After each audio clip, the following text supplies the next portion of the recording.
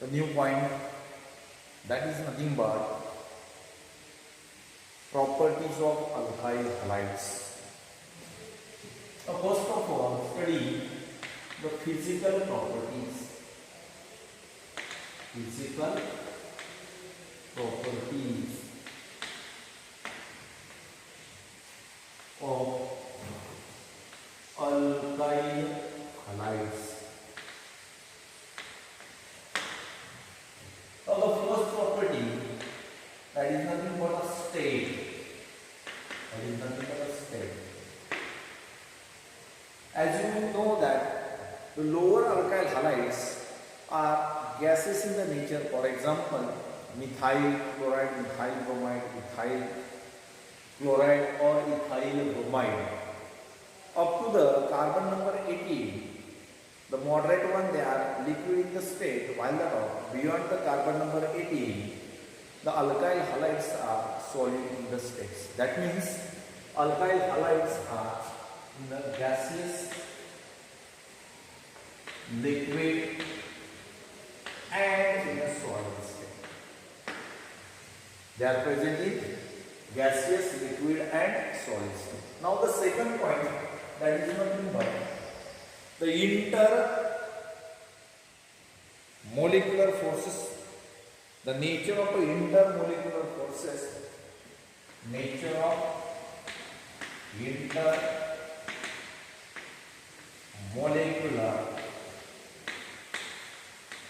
forces.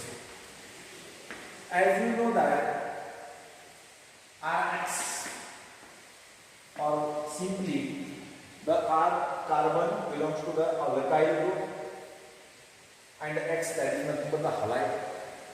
As the electronegativity of a halide, which is greater as compared to that of electronegativity of the carbon, the lone pair of electron gets pulled towards the halide, and that's why the halide carry delta negative while the carbon carry delta positive. And due to that, the polarization which is possible, and that's why the covalent bond present between alkyl and the halide group, which is polar in the nature. Polar covalent bond already exists between alkyl and halide. Alkyl and halide. Now, in that particular case, the first, that is nothing but the bond length. Bond length. What do you mean by bond length? The distance between carbon of alkyl and the halide, that is called bond length. That is called bond length. If you take under consideration the example of methyl chloride, then methyl chloride,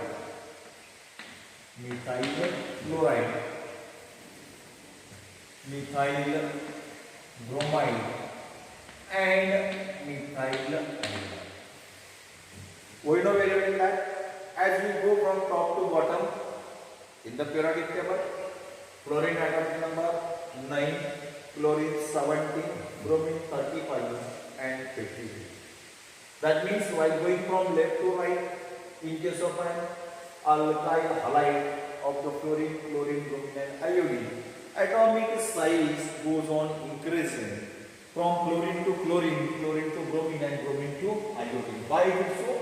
Because the atomic number goes on increasing, 9 to 17, 17 to 35 and 35 to 53, and that's why the bond length increases as the size of a halide goes on increasing. That means fluorine is a negatively charged anion, chlorine is a negatively charged anion, bromine is again negatively charged and iodine is again negatively charged. As we go from chlorine to bromine to iodine, what happens? Atomic size increases, ultimately the bond length increases, and that's why it is weaker as compared to this, and there is a strong bond already present between CH3 up, and that's why the bond length increases as we grow from top to bottom. That means chlorine to iodine, bond length increases,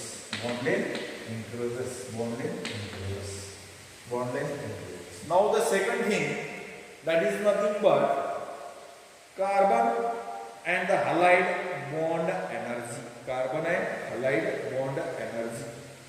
As you consider the carbon and the halide bond energy, that time the amount of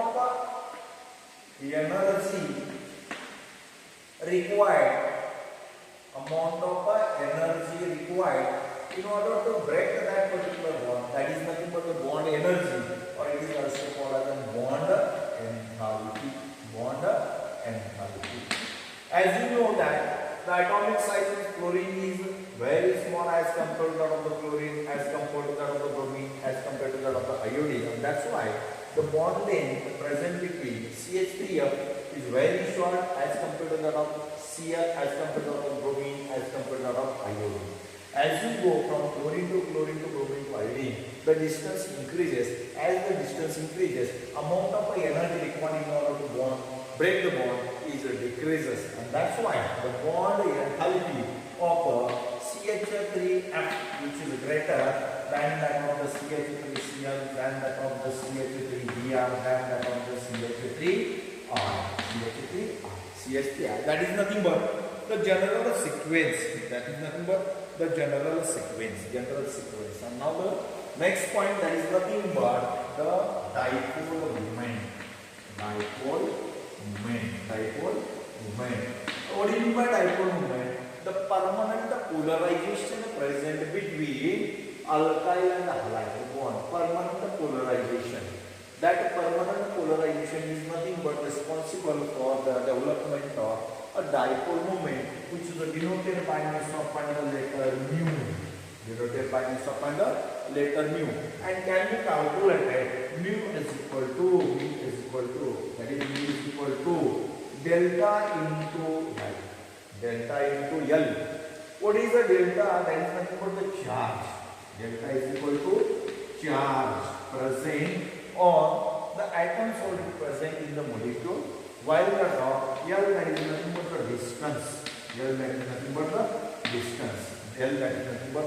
distance. And that's why, while taking under consideration the another characteristic property, that is nothing but the dipole moment in case of methyl chloride, methyl bromide, and methyl iodide. It is nothing but the product of charge and the distance. While taking under consideration the sequence, there is a little bit of change. That is the exceptional case is there. The dipole moment of methyl chloride is greater than that of the dipole moment of methyl bromide, than that of the methyl bromide and methyl chloride. My question is that one, why the dipole moment of methyl chloride is greater than that of the methyl chloride? As we know very well, the fluorine already present in the periodic table having maximum electronegativity. That means the charge present on the fluorine, which is greater as compared to the chlorine, bromine, and iodine. But not only charge which is under consideration, but the one thing that is nothing but the distance, bond length under consideration. As the size of the chlorine, which is greater as compared to that of the size of the fluorine, what happens ultimately, the distance between carbon and the fluorine is greater as compared to that of the carbon and the fluorine. And that's why the total dipole moment associated with the methyl chloride is greater than that of the methyl chloride. And that's why the sequence of the dipole moment in case of methyl chloride, methyl bromide, and methyl iodide, which is in the decreasing order, means the dipole moment of methyl chloride is greater than that of the fluoride, than that of the bromide, and than that of the iodide. These are the things they are related. Instead of that, if you take the example like the aride, for example, this is nothing but benzene. In the two chlorine atoms, they are present at ortho position with respect to one. That is, 1,2 dichlorobenzene is there, or ortho dichlorobenzene is there. Second, that is nothing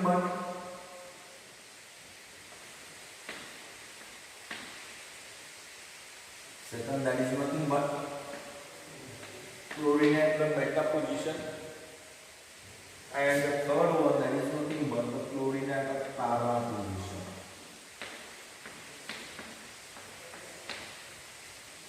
what's about the dipole moment related to the structure number 1, 2 and 3, ortho, meta and para. In case of the para position, what happens, the magnitude are the same but the direction are totally opposite to each other, and that's what happens, the dipole moment, that is the value for the mu in case of the para derivative equal to 0. Para derivative which is equal to 0. Then what's about 1,2-dichloro and 1,3-dichloro benzene? Whether the dipole moment of 1,2 is greater or whether the dipole moment of 1,3 is greater. The sequence is as like this. The dipole moment of 1,2 is greater than that of the dipole moment of 1,3 than that of the dipole moment of 1,4. That means ortho is greater than meta is greater than that of the para. Why is it so? Because there is a one relationship that is nothing but the mu is inversely proportional to theta. What is theta? Theta is nothing but the angle. Theta is nothing but angle. Theta is nothing but angle. As the angle increases, the value for the dipole moment decreases. As the angle increases, the value of a dipole moment decreases. While taking under consideration the angle between 1,2-dichloro is less, that is nothing but the value of a theta is less as compared to that of 1,3, and that's why the dipole moment of the 1,2-dichloro is greater than that of the dipole moment of 1,3, and that's why the sequence related to that particular, that is nothing but 1,2 is greater than 1,3 is greater than that of the 1,4, that is nothing but the thing related to that of the nature of intermolecular forces, those who are associated with that. Now, the next point, that is nothing but the melting as well as the boiling point. Melting as well as the boiling point. Melting and the boiling point. Melting and the boiling point. Melting and the boiling point. Melting point and boiling point. As we know very well that the temperature at which the solid gets converted into the liquid state, that is called as its melting point. The atmospheric pressure becomes equal to that of the vapor pressure. That time liquid starts to boil. That is nothing but it's a boiling point.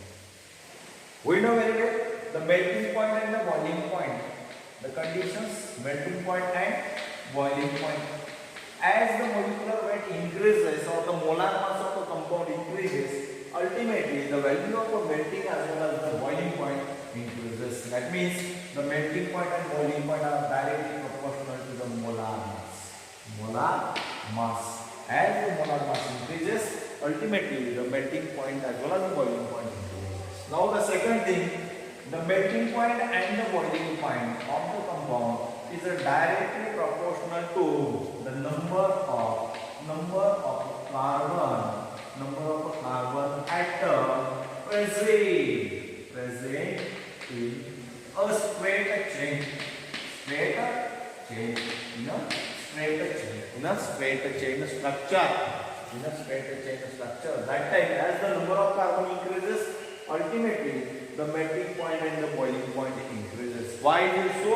Because as the area increases, the van der Waals force of attraction increases, and therefore melting and the boiling point both are increases. Now the next one, that is nothing but the melting point and the boiling point are inversely proportional to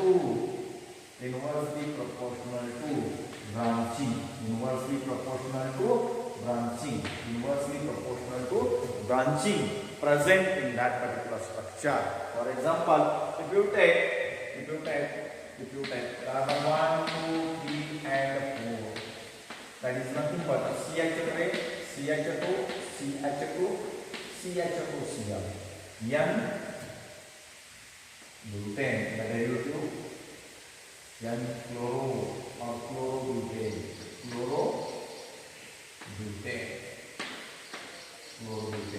chlorobutane. That is nothing but the first structure. Now, if you take CH3, CH2, CH,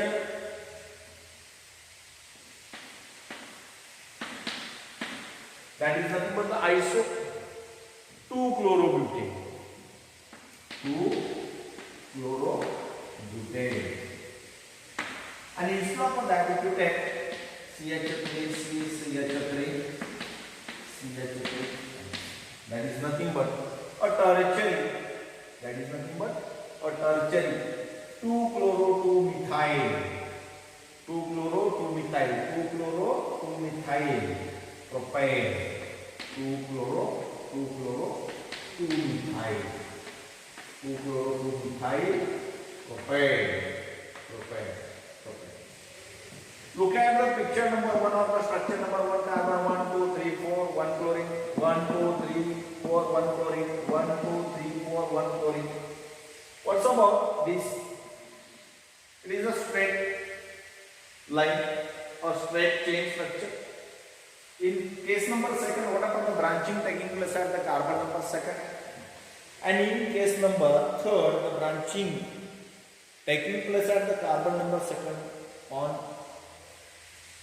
in the both direction, and that's why if you take under consideration the area of n-chlorobutane of the 1-chlorobutane, which is greater as compared to that of the 2-chlorobutane as compared to that of the 2-chloro-2-methyl propane, that time the melting point as well as the boiling point in case of under these structures are as the branching increases, the melting point as well as the boiling point decreases.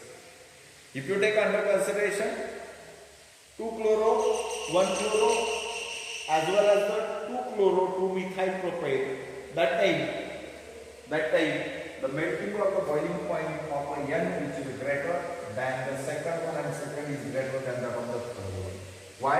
Because of the branching plays an important role. As the area increases, van der Waals force of interaction increases, area decreases, van der Waals force of interaction decreases, and that's why the melting point and the boiling point are relative to that particular structure goes on decreasing as the area decreases. That is nothing but the thing which is associated with the next characteristic property in melting and the boiling. Now the next one, solubility. Next one, that is nothing but a solubility. What do you mean by solubility? Solubility in water. Any compound when get dissolved into the water, that time it is soluble means the compound is able to form bond along with the hydrogen in a water molecule. In a water molecule. That is nothing but the solubility of a alkyl halide in a water. But as you know that the alkyl halides are insoluble in nature, and that's why they are able to form the turbid solution. Means they are sparingly soluble in water. Sparingly soluble in water. As you take under consideration solubility, that time it is necessary to take under consideration the bond already present between Rx, that is nothing but the alkyl halide, and the water molecule, and the water molecule. Now that alkyl halide get bind with the hydrogen of the water molecule only when if the amount of the energy get released, due to the breakdown of the bond between alkyl and halide is greater than the energy required in order to break this bond. That time only that halide which is ready to form bond with the hydrogen and get soluble. But it is not happen in case of an alkyl halide. Why? Because the amount of the energy get released which is less, and that is not enough in order to break this bond. And that's why the alkyl halides are generally insoluble in water, but they are soluble in organic solvent like that of ether as well as benzene, etc. Now the next point, that is our density. What's about the density? the density of the alkyl halide increases from top to bottom. As you go from chlorine to bromine to iodine to astatine, what happens? The atomic number increases. As the atomic number increases, ultimately when they are able to form methyl chloride, methyl bromide as well as the methyl iodide, that time the density goes on increasing. Density goes on increasing. That is nothing but about the physical properties of the alkyl halide.